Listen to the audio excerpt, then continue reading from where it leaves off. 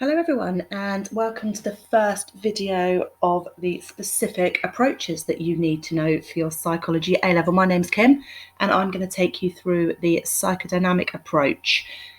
This approach is the earliest of the ones that you're going to look at and is from approximately 1890 onwards, and particularly in the early part of the 1900s. And the psychodynamic approach really stems from one individual, and that individual is Sigmund Freud, who starts his career as an Austrian doctor and quite quickly starts to be particularly interested in the condition of hysteria, which he was seeing in a lot of his female patients. And then a lot of his work came to be around explaining how hysteria developed in these female patients. So he did lots of case study work with these patients and with some other of his clients, and which together combined to form his psychodynamic approach. It's quite a controversial one for many reasons that you'll see as we go through this tape, but it was quite an important one, and some of the elements are still involved in psychology and particularly in counselling today, so we can't completely write off some of his ideas. Now, what do you need to know is your first component, and this is on the front of your booklet page for this section, which is page 9.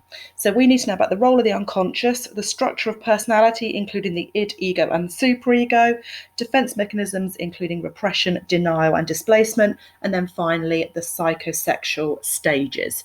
Now, specific terminology on there, of course, you need to know, but they can also draw questions from elements that are mentioned on there. So when we've been through the video and you've made your notes, come back to this screen and just check that you have got notes on each of these sections and that you've understood everything we've been through. Don't forget to consult your booklets and textbooks as well as this resource.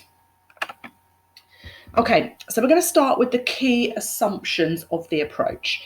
And conflict is a big term within the psychodynamic approach.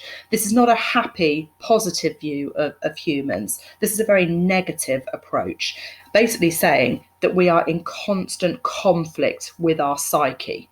Okay, and one of the big conflicts is our instinctual drives.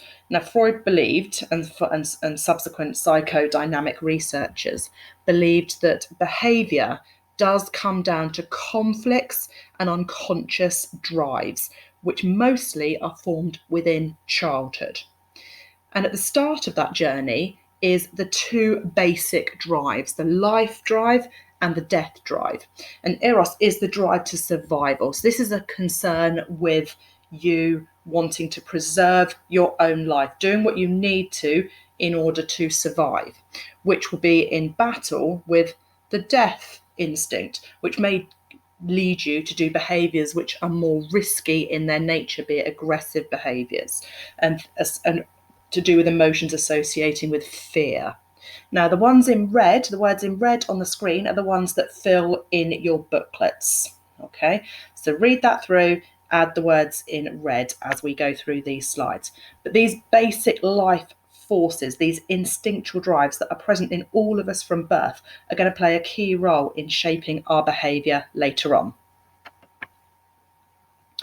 I've mentioned the word unconscious already, a key phrase, and I'll come back to these in a moment because there are different levels of consciousness. But the unconscious, Freud and others believed, is very important in determining a person's behaviour, because in the unconscious is where we keep all of the thoughts and these instinctual drives that are too painful for us to have conscious access to. So the unconscious is often seen as this bubbling cauldron of negative energy that we are constantly attempting to keep there. Now, it doesn't always stay there, of course, and it can be accessed through various means. So you may have heard of Freudian slips, for example, where you may quickly say the wrong name or the wrong word, and that may give an insight into actually what you're thinking underneath. Dream analysis was a technique used by Freud because when we are in dreams, that conscious filter is relaxed and the unconscious is allowed to display some of its messages to you. Hypnosis was another way that Freud used, but he wasn't very good at it, so it wasn't an idea that he particularly carried on with to any extent. But that's an idea where the conscious, again, is relaxed to allow those ideas to flourish. And we do spend a lot of time keeping information down in that unconscious, and we use for that often defense mechanisms that we will come to later on in our discussion. But the unconscious, where we're locking away all those things that are too negative to be influencing our personalities, but of course, as they're there, they will start to come through. Childhood is very important for the psychodynamic approach, because that is when a lot of these conflicts amongst these instinctual drives are going to be battled with. And this childhood stages, what Freud titled the psychosexual stages that we'll come on to, what they are doing is having different conflicts associated with them. And children will need to pass through these stages, deal with these conflicts to develop to be psychologically healthy. So anything that happens in your childhood which is distressing, or conflicts that are not resolved, are going to result in abnormal behaviour. So personality is going to be shaped by childhood experiences and dealing with those conflicts within those. Okay. Number 4 in your booklets about the personality components. Now, we have, according to Freud, he used this idea of the iceberg. And I'm sure you've heard that actually the majority of the iceberg lies under the water. You can only see the tip peeking out the top. And that is how Freud describes the conscious and the unconscious mind. So the conscious bit, the part that sticks out of the water, right? So this is the small amount of mental activity that we have access to. Okay, so this is the conscious thought that we can access. The subconscious or preconscious, these are things that we are aware of if we want to be. So they are just under the surface. And then the vast majority of behaviour down there in the unconscious, things we are not aware of and cannot become aware of because it would be too traumatic for us to be aware of it. And swimming there in the unconscious is being driven by a part of the personality called the id, which is your primal instinctual drives, that life and death force living in that part of your personality, buried way, way down in the bottom of that iceberg in the unconscious. So I mentioned the id, let's carry on with that. The personality parts, okay, as mentioned by Freud and subsequent psychodynamic researchers, is the id, the ego, and the superego. And people have often heard those terms in discussion, but let's look at the specific meanings from the psychodynamic approach. So the id is the only part of your personality that is developed at birth, and it is purely about keeping you alive. Okay, and so this is where you're going to satisfy selfish urges. And we're talking here about very, very little people. We're talking about very young babies. They're not thinking in the middle of the night, I'm hungry, mum's probably asleep, I'll just wait until morning, it'll be fine. No, it's not. It's a very vocal, I want food now, or the baby equivalent of that, obviously, which is crying. So it's about satisfying your needs and the ones that make sure you survive. And those could be quite negative, i.e. using the death principle of the aggressive drives. And basically we are looking at satisfying your own pleasure. So the id is often referred to as the pleasure principle. We then have our superego. Now, this is in opposition to the id. So some people think of the id as the devil and the superego as the angel. So the superego is your moral conscious. Okay, so this is where you have your morality. This is where you know what is right. It is right that I behave in this particular way. It is wrong to do that. And so this is called your morality principle. And these two forces, when the superego develops, are in battle with each other. Now, the id is generally more powerful than the superego. But we don't all go round simply satisfying our aggressive sexual drives. So what keeps it in check is the ego. So if the id is the devil, the superego is the angel, the ego is the referee between the two. And it's responsible for trying to balance the demands of the id and the superego. Right? And when that can't happen, so when the ego is unable to balance the two demands in a satisfactory way, it can result in abnormal behaviour. Okay, and so our ego is the reality principle, how things are going to work. We can't always be ridiculously moral, and we can't always just get what we want. Right? So we have to be realistic, and that is our ego's job. Now, in most people, those are working in balance.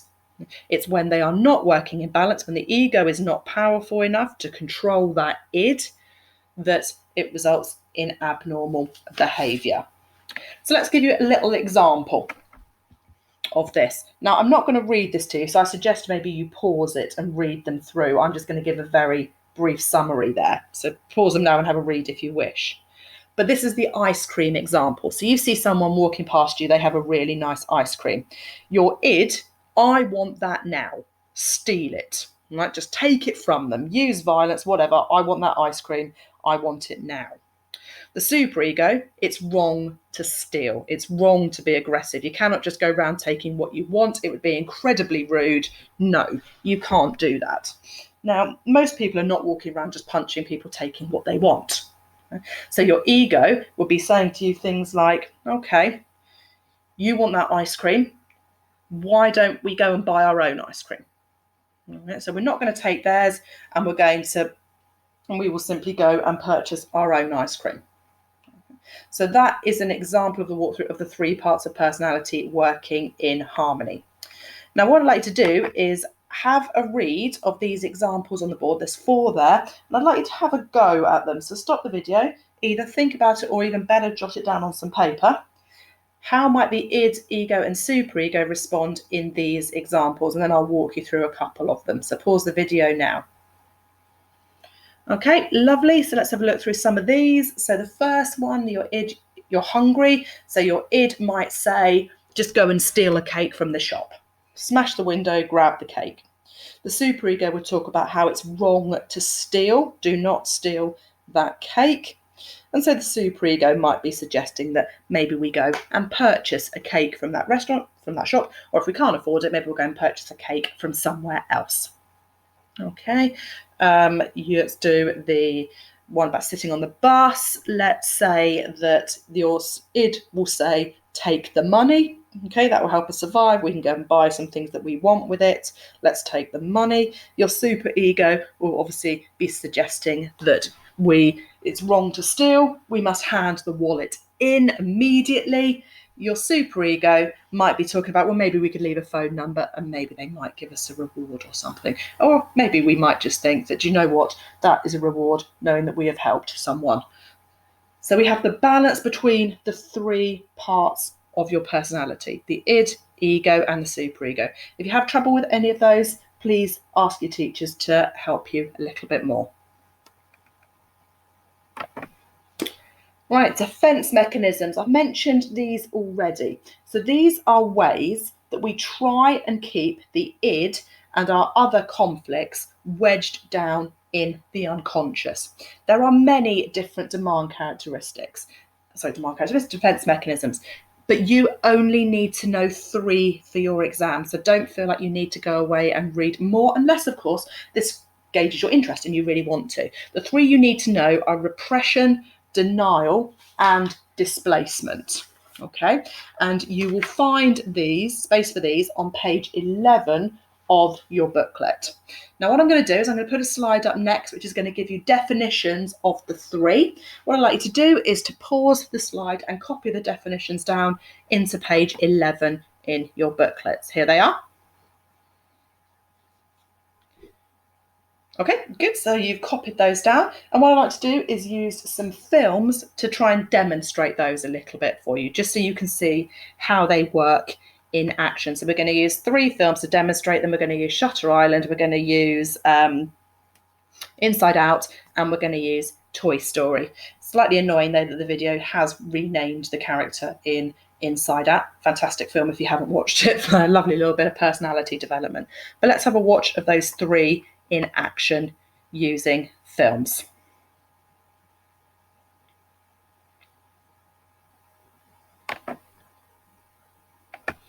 when it catches up with me.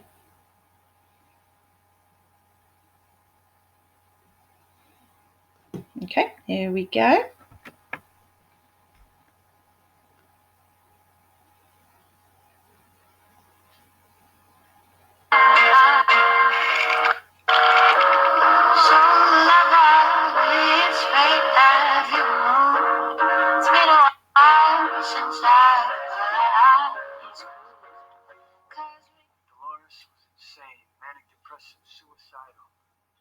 Drank, stayed away, ignored what everyone told you. You moved to that lake house after she purposely sent your... Oh no, sorry. Should have left it alone. City apartment on fire. Andrew, choked him! Oh, you got it! Your children, Andrew, your children! Simon. Your wife drowned them. Cabin by the lake. Here, the little girl, the one you dream of every night. A girl, the one who tells you over and over that you should have saved her. Saved them. Your daughter. Her name was Rachel. Are you going to deny that she ever lived?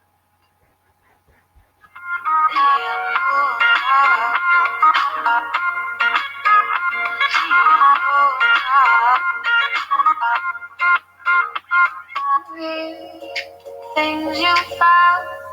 Wait, Riley, is everything okay?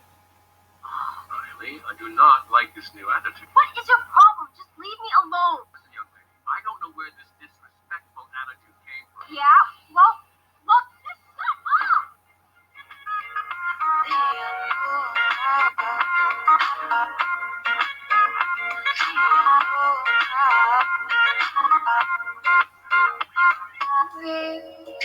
Things you found. An entire planet. I alone have information that reveals this weapon's only weakness.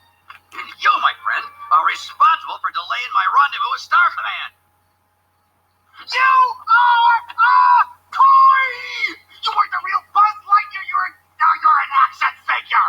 You are a child's plaything. You are a sad, strange little man, and you have my pity. Farewell. Lovely. So we have our 3 defense mechanisms that are working their best at keeping all those unconscious conflicts and ideas and memories down in the unconscious. Okay, and people may, as adults, seek therapy in order to deal with those unconscious thoughts and feelings as they will be cropping up in normal behaviour. Okay, here's a little activity for you to have a try of, and it's on page 11 going on to page 12 of your booklets. So you've got some examples of some behaviours. Have a look at each of them and decide whether you think that is an example of repression, denial, or displacement. Any problems with any of those, please get in touch with us or a teacher, and your teacher may choose to go through those in class. If not, we'll make them available online, but please do pause the video and have a go at those in your booklet. Okay, and on to our last section that we have to cover before we evaluate, which is the psychosexual stages. Now, this is the part of Freud's theory that has caused much controversy, and I think you'll see why as we go through. But essentially, one of the big issues of it is that it's bringing this idea of sort of sexuality to children, which of course is always stepping into a slightly problematic area. But hear it out, and then at the end, maybe you'll need to watch it again to fill in some of the notes. So I would watch it through first, and then maybe go back through and add your notes to page 12 and 13. Okay, here we go.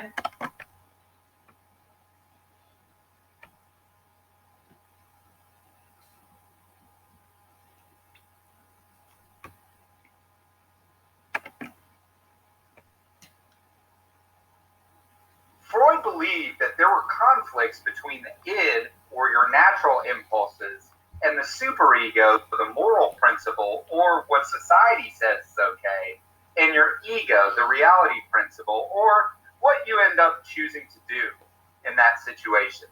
How these conflicts are resolved or not resolved, in some cases, can affect future development, or at least that's what Freud believed. Specifically, Freud defined unresolved conflicts as a fixation. Stage 1 is the oral stage and goes from birth to 1 year. During the oral stage, infants only have an id because they have not yet developed an ego or a superego. And so usually they develop they can use their mouth by sucking on their mother's breast or by sucking on other objects such as a pacifier. Sucking too much can lead to what Freud defined as an oral fixation. The consequences of an oral fixation could be, number one, if they're oral aggressive and they chew too much, they could chew on objects such as pens or t-shirt collars. An oral passive is taking up other oral activities such as smoking, eating, drinking, or kissing too much. Freud believed that individuals that have an oral fixation may have a passive or manipulative. Oh, I'm sorry. I thought I could move the mouse to pause the video. Apparently, I can't. So I'll just get us back to that point, if I can. But the oral stage there it's talking about, that is the first stage. And what's being highlighted within that stage is where the life force, where that eros is being satisfied. Okay. And as you know, with babies, they are very concerned with their mouths and sucking things. So that one seems to check out. Let's move on to the next stages in this video, hopefully. What society says is okay, and your ego, the reality principle, or what you end up choosing to do in that situation. How these conflicts are resolved or not resolved in some cases can affect future development, or at least that's what Freud believed. Specifically, Freud defined unresolved conflicts as a fixation. Stage 1 is the oral stage and goes from birth to 1 year. During the oral stage, infants only have an id because they have not yet developed an ego or a superego. And so usually they develop they can use their mouth by sucking on their mother's breast or by sucking on other objects such as a pacifier. Sucking too much can lead to what Freud defined as an oral fixation. The consequences of an oral fixation could be, number one, if they're oral aggressive and they chew too much, they could chew on objects such as pens or t-shirt collars. An oral passive is taking up other oral activities such as smoking, eating, drinking, or kissing too much. Freud believed that individuals that have an oral fixation may have a passive or manipulative. Oh, I'm sorry. I thought I could move the mouse to pause the video. Apparently, I can't. So I'll just get us back to that point, if I can. But the oral stage there it's talking about, that is the first stage. And what's being highlighted within that stage is where the life force, where that eros is being satisfied. Okay. And as you know, with babies, they are very concerned with their mouths and sucking things. So that one seems to check out. Let's move on to the next stages in this video, hopefully. And we'll pick it up with the anal stage of development.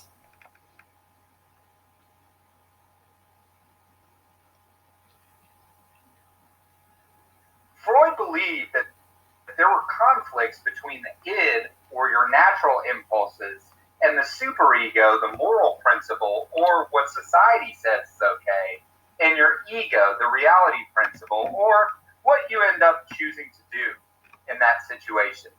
How these conflicts are resolved or not resolved in some cases can affect future development, or at least that's what Freud believed.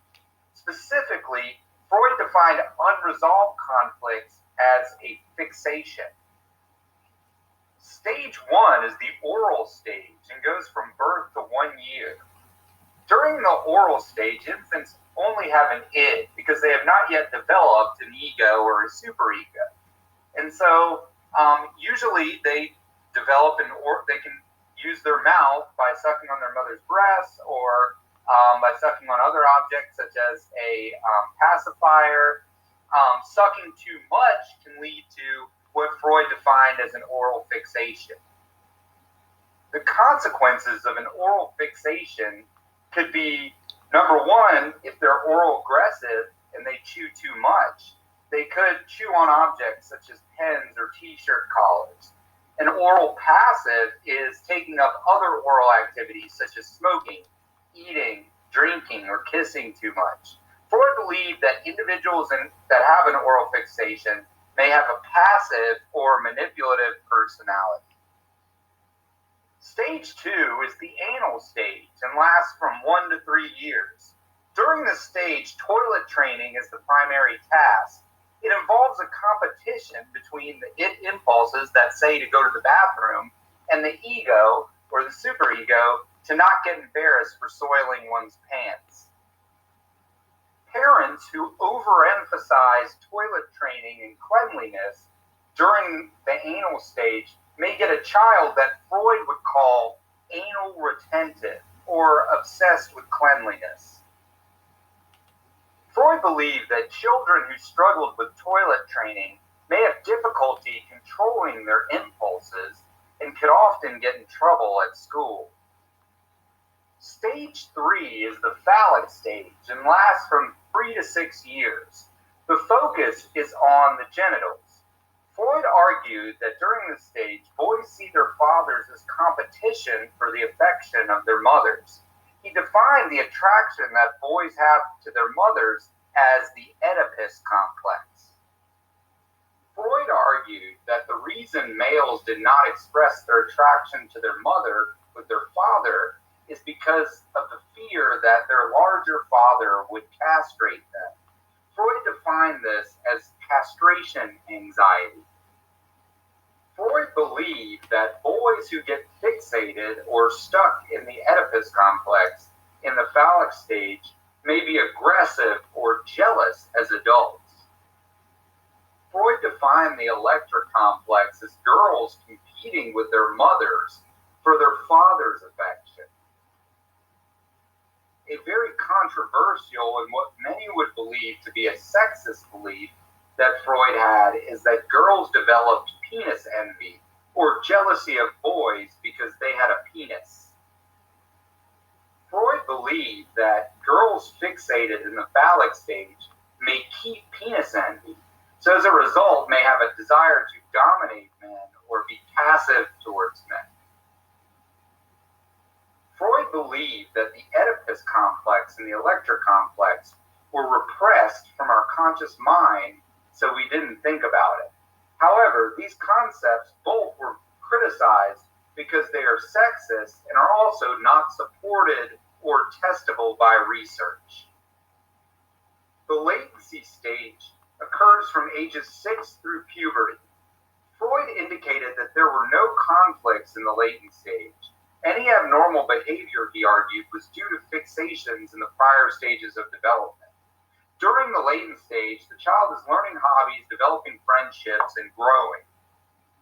Stage 5 is the genital stage and occurs from puberty through adulthood. Freud would argue that the goal of this stage is psychological detachment and independence from parents. The individual attempts to resolve issues that were caused during earlier stages of development. Freud's stages of psychosexual development. Stage 1 is the oral stage and is from 0 to 1 year of age. Stage 2 is the anal stage and occurs from ages 1 to 3, where the child can become anal retentive if he is fixated on cleanliness, or if the child struggles with toilet training, can become anal expulsive. Anal expulsive means the child may have difficulty controlling his or her id impulses. Stage 3 is the phallic stage and occurs from ages 4 to 6. Freud believed that during this stage, children develop the Oedipus and Electra complexes, which means that they are competing with the same-sex parent for the affection of the opposite-sex parent. Freud had controversial and what many defined as sexist beliefs during this stage, in that girls have penis envy or jealousy of boys because they don't have a penis. And boys are afraid that their father will castrate them if they tell their father about their affection for their mother. He defined this as castration anxiety. Stage 4 is the latent stage and lasts from ages 6 to puberty. Stage 5 is the genital stage and lasts from puberty through death. Okay, so you see what I mean about the slight controversy. So your stages is the oral, anal, phallic, latency, and genital. Sorry, flying my throat. How it's best to remember that is to get yourself a little mnemonic to help you remember it. I personally use Old Age Pensioners Love Guinness, but come up with your own, help you remember it better. And each of those stages is named after where that life force, or what Freud called the libido, which is a slightly different meaning to how libido is often referred to in modern society. Essentially, libido for Freud meant where the life force was being satisfied. So for little children, for very young babies, as soon as you give them something, they put it in their mouth. They chew on it to explore the world through their mouths. That's quite common. And then the stages move through, as you see. Each one of them involves a different conflict that, if it is not resolved effectively, a fixation is going to develop. Why do we not remember all of these things? Of course, they are being repressed. No one wants to remember their Oedipus or their Electra complex, so those are pushed down into that unconscious. Okay, so that's where those stages are lying. Here's a little summary table of those stages to help with note taking. Okay, so there's your stages. Each of them has the primary identifier. So oral stage, when children are exploring the world through their mouth. Anal stage, potty training, being quite a dominant feature of that particular age range. Phallic stage, children learning that boys and girls look different in terms of their physiology, and then extrapolating that out towards their parents. Latency stage, the quiet developmental stage where not much is happening, and then the genital stage, which we return to in puberty, which we then stay in forever, about becoming attracted to peers. Okay. Now, there are many aspects of this theory that may make it out of date, if it ever was in date. For example, assuming that we have two parents in the relationship to be able to have an Oedipus complex, that we need to have a father and a mother figure. That is not always the case now in terms of families, single parent families, gay parents. These theories don't apply particularly effectively in those scenarios, apart from Freud saying that the person obviously cannot go through those stages, therefore they fixate and it causes them long-term problems in terms of their behaviour. So maybe there needs to be some work in those areas. There is some, whether it's effective or not is for others to decide. Right, last thing we need to do is evaluation, and we're not short of evaluation for the psychodynamic approach. We're using page 14 to help with this, and you'll notice that I've color-coded the evaluation. Now, I've done that because these are what we call Peel evaluation points, where we make a point, we then elaborate on that point, we explain it, we put in some evidence ideally, and then we link it back to the question, or in this case, just making sure we link it back directly to the psychodynamic approach. Now, we're going to try and use some of our issues and debates within this topic that will become clearer as we move forward.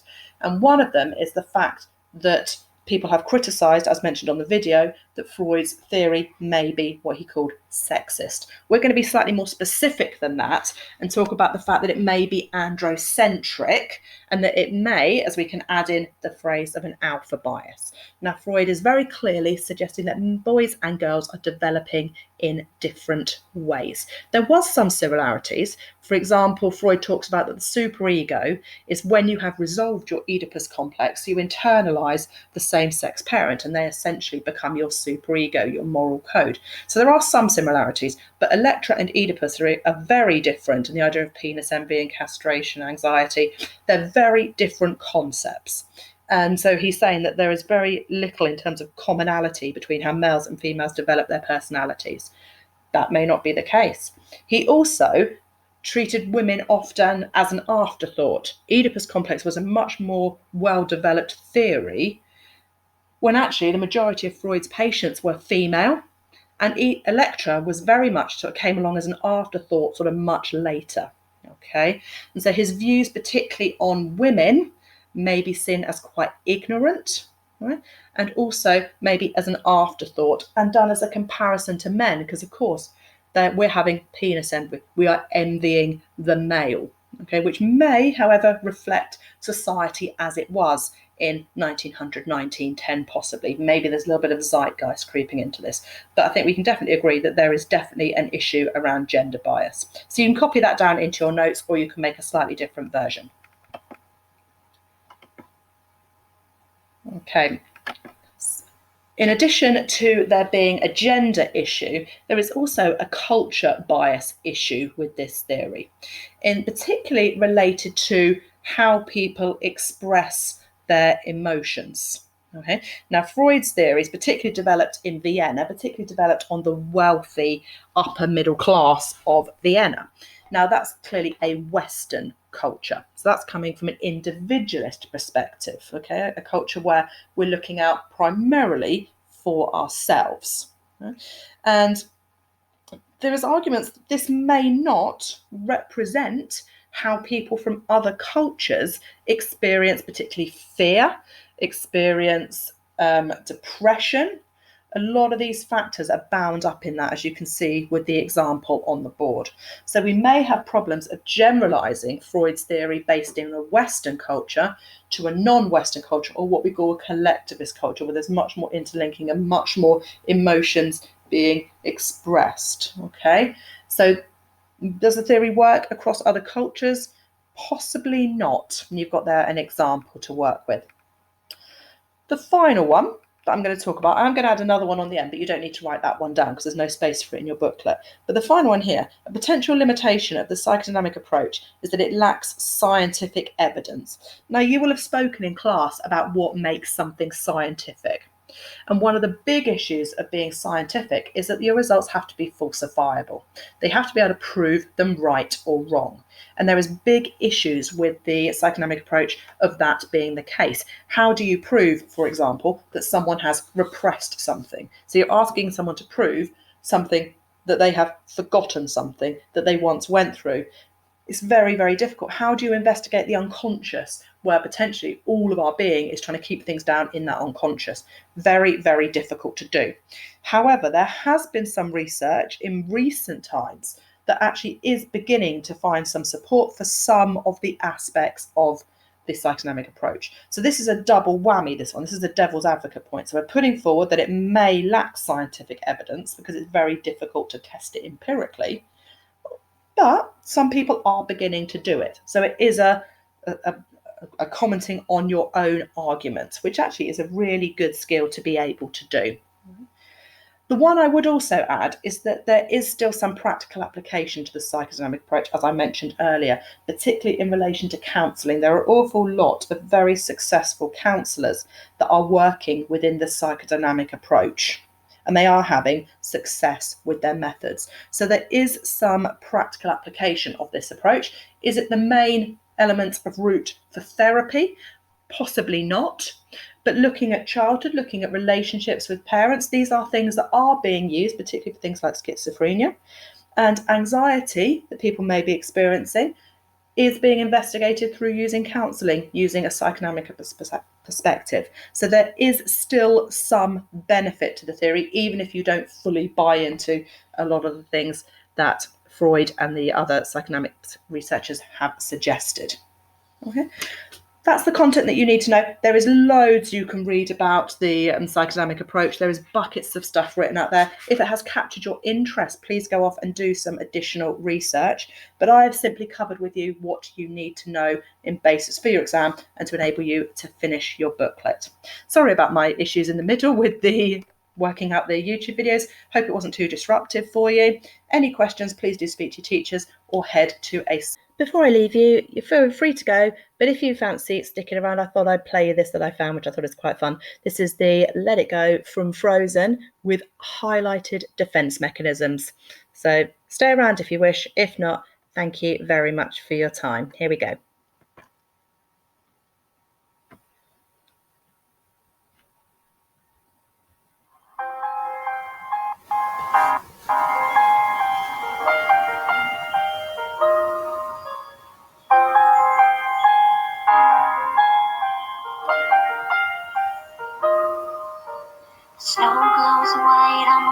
tonight, not a footprint to receive. A kingdom of isolation, it looks like I'm the queen. The wind is howling like this swirling storm inside. Couldn't keep it in, heaven knows I tried. Don't let them in, don't let them see. Be the good girl you always have to be. Conceal, don't feel, don't let them know. Well, now they know. Let it go, let it go. Can't hold it back anymore. Let it go, let it go. Turn away and slam the door. I don't care what they're going to say. Let the storm rage on. The cold never bothered me anyway.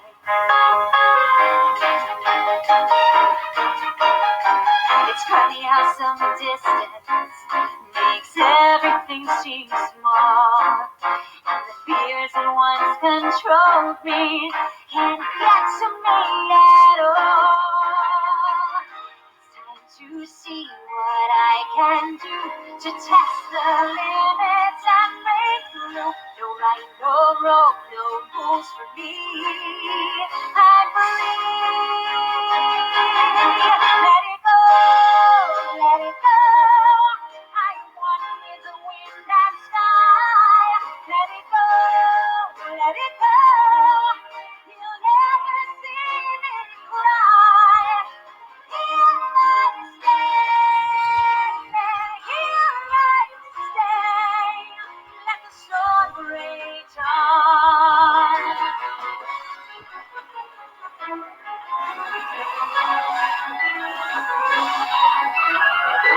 My power flurries through the air into the ground. My soul is spiraling in frozen fractals all around. One thought crystallizes like an icy blast. I'm never going back. The past is in the past. Let it go, let it go. When I rise like a gray hot dawn. Let it go, let it go. That perfect girl is gone. Here I stand, in the light of day. Let the storm